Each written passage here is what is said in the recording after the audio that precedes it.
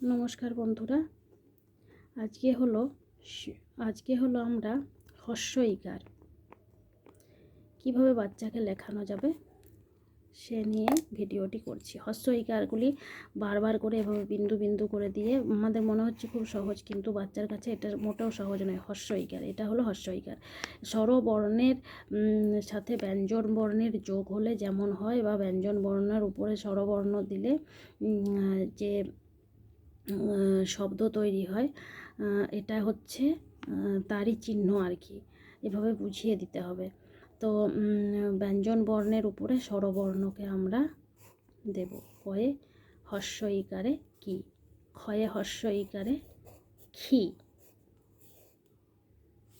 তো এভাবে লিখে দিতে হবে উপরে হস্য ইকার, এভাবে হস্য ইটাকে লিখে দিতে হবে। এটা হস্য ইকার, তারপর এটা দিয়ে দিতে হবে, এটা হস্য ইকার। যদি ভিডিওটি ভালো লাগে অবশ্যই একটা লাইক করবেন।